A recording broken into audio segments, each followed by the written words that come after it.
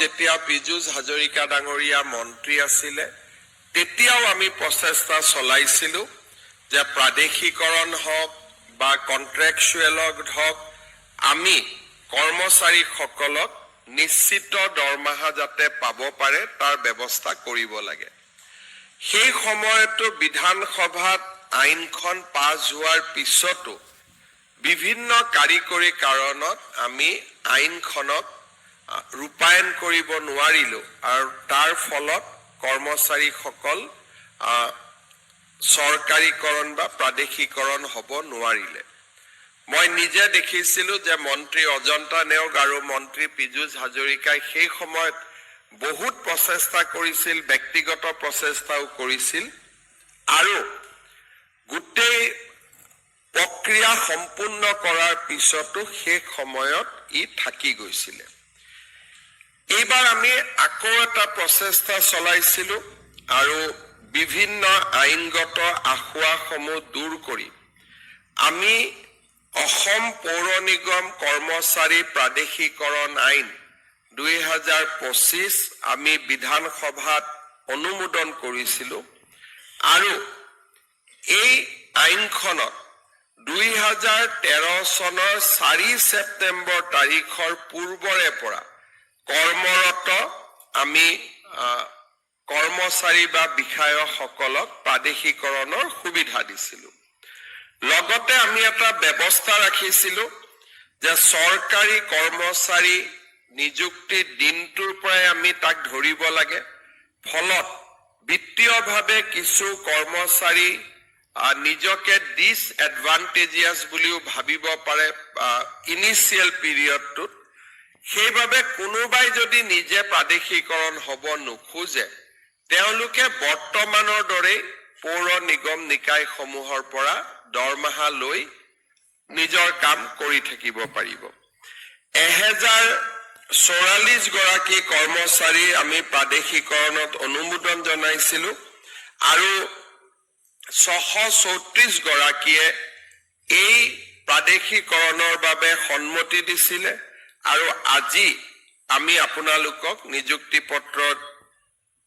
দিবলৈ ইয়াত আজি আমি সমবেত হৈছোঁ। আমাৰ পৌৰ নিগম অসমত গঠন হোৱা প্ৰায় 50 ইয়াৰ্ছ হৈ গ'ল, 48 বছৰ 50 ইয়াৰ্ছ, তাতকৈও বেছি পৌৰ নিগমৰ আমাৰ পুৰণা পৌৰ নিগম আছে, নিকায় আছে। প্ৰথমবাৰৰ বাবে আপোনালোকে আজি চৰকাৰী কৰ্মচাৰীৰ মৰ্যাদা লাভ কৰিব। আমাৰ চৰকাৰী কৰ্মচাৰী হ'লে কেইটামান নতুনকৈ আমি সুবিধা পাব পাৰোঁ, যিকেইটা সুবিধা আপোনালোকেও পাব। প্ৰথম, আমি নিয়মিত দৰমহা পাব পাৰিম, যিটো আমাৰ বাবে খুব ডাঙৰ এটা ৰিলিফ। কাৰণ নহ'লে আমি 16 finance commission, 15 finance commission, 6 finance commission, 5 finance কমিশ্যনৰ ডিভলিউশ্যনৰ টকা নহালৈকে আমি বহুতে দৰমহা নাপাওঁ। আৰু 2-3খন পৌৰ নিগম নিকায় বাদ দি নিজে দৰমহা দিব পৰা অৱস্থাটো তেওঁলোক নাথাকে। গতিকে স্বাভাৱিকভাৱে পৰিয়ালটো চলোৱাত আপোনালোকৰ যথেষ্টখিনি কষ্ট হৈছিলে। এতিয়া আমি মাহৰ 1 তাৰিখে যি ধৰণে আমি দৰমহা পাব লাগে আন কৰ্মচাৰীয়ে পায় তেনেকে আমি পাব পাৰিম। আৰু ডিপাৰ্টমেণ্টে অলপমান ইনিচিয়েল কামখিনি ঠিক কৰি দিলে আমি অহা মাহৰ পৰাই 1 তাৰিখে দৰমহা পাব পাৰোঁ। মই নিশ্চিত যে ডিপাৰ্টমেণ্টে সেই দিশত কামখিনি কৰি দিব, যিহেতু এতিয়া আইনগত কোনো বাধা নাই। দ্বিতীয়, আমাৰ চৰকাৰে কেইদিনমান আগতে UPSৰ অনুমোদন কৰিছে। আগত NPS আছিলে, OPS আছিলে, এতিয়া ইউনিফাইড পেনশ্যন স্কিম অৰ্থাৎ UPS হ'ব। UPSত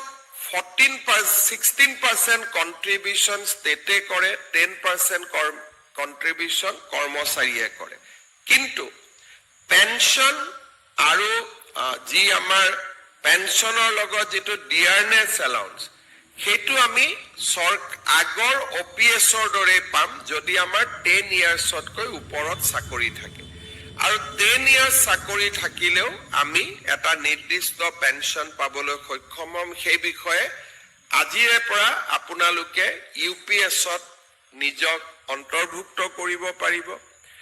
UPSৰ লগত NPSও চলি থাকিব গতিকে আপোনালোকে কম্পেয়াৰ কৰিব পাৰিব যে UPSে আপোনালোকক লাভ বেছি দিব নে NPSে লাভ বেছি দিব আৰু দুইটাৰ যিকোনো এটা পেঞ্চন স্কিমত আপোনালোকে সোমাব পাৰিব 3 নম্বৰ চৰকাৰী কৰ্মচাৰী হোৱাৰ লগে লগে আপোন ঘৰ আপোন বাহন আদিৰ দৰে সুবিধাত আপোনালোকে নিজকে অন্তৰ্ভুক্ত কৰিব পাৰিব চতুৰ্থতে যিটো আটাইতকৈ প্ৰয়োজনীয় আপোনালোকে এতিয়া ফুল মেডিকেল ৰিইম্বাৰ্সমেন্টৰ কাৰণে আপোনালোক এলিজিবল হ'ব আমাৰ যেটো মুখ্যমন্ত্ৰী লোক সেৱা আৰোগ্য যোজনা আছে আপোনালোকে তাত ইমিডিয়েটলি আপোনালোকে তাত ৰেজিষ্টাৰ কৰিব আন সৰকাৰী কৰ্মচাৰী সকলে যেনেকে মেডিকেল ৰিইম্বাৰ্সমেন্ট পায় তেনেকে আপোনালোকে মেডিকেল ৰিইম্বাৰ্সমেন্ট পাবলৈ সক্ষম হ'ব ইয়াৰ পিছত আমাৰ কৰ্মচাৰী সকলৰ বিপদৰ সময়ত সাবৰ কাৰণে আমাৰ সৰকাৰে কেইবাটাও অতিৰিক্ত ব্যৱস্থা কৰিছে আজি আমি নিবিচাৰো কিন্তু কৰ্মৰত অৱস্থাত কোনোবা সৰকাৰী কৰ্মচাৰী যদি মৃত্যু হয় তেতিয়া হলে তেওঁৰ পৰিয়ালে আপ টু 60 ইয়াৰ্স আজি যি ধৰণে আমি দৰমহা পাই আছো তেনেকে ফুল স্যালাৰি পাই থাকিব পৰিয়ালটোৰ কাৰণে এটা ডাঙৰ ৰিলিফ হয় যে আমি নিবিচাৰো কিন্তু মানুহ মৰণশীল আমি কোনেও ক'ব নোৱাৰো কোন কিমান দিন আছো আমি তো বিচাৰো যে আমি দীৰ্ঘ আয়ুস লাভ কৰিব লাগে কিন্তু মানুহ মৰণশীল আৰু সদায় আমাৰ ফ্যামিলিৰ কাৰণে এটা চিন্তা মূৰত থাকে এতিয়া আমি আমাৰ যদি কিবা কাৰণত এনেকুৱা দুৰ্ঘটনা হয় আমাৰ দৰমহাটো তৎকালীনভাৱে আমাৰ ফ্যামিলিয়ে পাই থাকিব আমি ৰিটায়াৰমেন্ট হোৱা দিনলৈকে আৰু ৰিটায়াৰমেন্টৰ পিছত তেওঁলোকে NPS UPSত আপোনালোকৰ যেনেকুৱা স্কিম আছে তেনেকে তেওঁলোকে পেনশন পাই থাকিব আমাৰ সৰকাৰে আৰু কেইটামান কাম আৰম্ভ কৰিছে যদি কিবা কাৰণত আমাৰ এক্সিডেন্ট হয় মৃত্যু হয় পাৰ্মানেন্ট ডিজেবিলিটি হয় তেতিয়াও আমি 1,80,00,000লৈকে আমি উইদাউট প্ৰিমিয়াম আমি ইন্সুৰেন্স লাভ কৰিব পাৰো ইয়াৰ লগতে আমাৰ সৰকাৰে দিয়া গ্ৰেচুইটি আদিৰ উপৰিও আমাৰ স্যালাৰি একাউন্ট ষ্টেট বেংকত হলে আমি এডিশনাল 10 লাখ টকাৰ যদি কিবা কাৰণত আমাৰ মৃত্যু হয় নৰ্মেল ডেথ হলেও আমি 10 লাখ টকা গ্ৰেচুইটি পাব পাৰো সৰকাৰখিনিত বাদ দি এক প্ৰকাৰ আজি সৰকাৰী কৰ্মচাৰীৰ যেটো সোশিয়াল সিকিউৰিটি সেইটো আমি যথেষ্টখিনি বৃদ্ধি কৰিছো এতিয়া লাহে লাহে আমি মেডিকেল ৰিইম্বাৰ্সমেন্টৰ জায়গাত ক্যাশলেস ট্ৰিটমেন্টলৈকে গৈ আছো আজি আমাৰ হস্পিটালত গলো ৰিইম্বাৰ্সমেন্ট যেতিয়া হৈ থাকিব কিন্তু আমি ক্যাশলেস ট্ৰিটমেন্ট পাম ভাৰত আৰু অসমৰ কেইবাখনো হস্পিটালত আমি ক্যাশলেস ট্ৰিটমেন্টৰ কাম আৰম্ভ কৰিছো অহা বছৰলৈকে বা তাৰ পিছৰ বছৰলৈকে ই আৰু বৃদ্ধি পাই গৈ থাকিব গতিকে সৰকাৰী কৰ্মচাৰী কেইবাটাও সুবিধা আপোনালোকে লাভ কৰিব কাৰণ আজিৰ পৰা আন এজন সৰকাৰী কৰ্মচাৰী আৰু আপোনালোকৰ মাজত কোনো পাৰ্থক্য নাথাকিব ডেফিনেটলি যেতিয়া আমি আপোনালোকক সৰকাৰী কৰ্মচাৰী বুলি ধৰি লম প্ৰয়োজন সাপেক্ষে আপোনালোকে ট্ৰান্সফাৰকো মানি লব লাগিব অৰ্থাৎ আপোনালোকে ইখন পৌৰসভাৰ পৰা সিখন পৌৰসভালৈকে আপোনালোক বদলীকৰণো হ'ব আৰু সেইখিনি অকনমান জুনে এখনতে থাকিম বুলি ভাবি লৈছে যে নহয় আমি ইয়াতে থাকিম তেওঁলোকৰ কাৰণে অলপ অসুবিধা হ'ব কিন্তু আদাৰৱাইজ আমাৰ স্বাগত সতীৰ্থ পোৰ্টেলো আছে কোনোবা যদি বৰাক উপত্যকাৰ মানুহ ইমান দিন ব্ৰহ্মপুত্ৰ উপত্যকাত আছে ব্ৰহ্মপুত্ৰৰ মানুহ যদি বৰাক উপত্যকাত আছে স্বাগত সতীৰ্থ পোৰ্টেলৰ জৰিয়তে আপোনালোকে মিউচুৱেল ট্ৰান্সফাৰো কৰিব পাৰিব অৰ্থাৎ বহু দিন যদি কোনোবা মনত ইচ্ছা আছে যে আমি ঘৰৰ কাষৰ মিউনিচিপালিটিখনত যাব লাগে, মই কিন্তু উপায় নাই, ইয়াতে সোমালো। এতিয়া চৰকাৰেও আপোনালোকক ট্ৰান্সফাৰ কৰিব পাৰিব আৰু আপোনালোকে নিজেও ট্ৰান্সফাৰ ল'ব পাৰিব। দুইটা অপশ্যন, এইটো নহয় যে ট্ৰান্সফাৰ মানে অকল চৰকাৰে কৰিব পাৰিব, আপোনালোকে নিজেও ট্ৰান্সফাৰৰ সুবিধাটো ল'ব পাৰিব। গতিকে বহুখিনি আমাৰ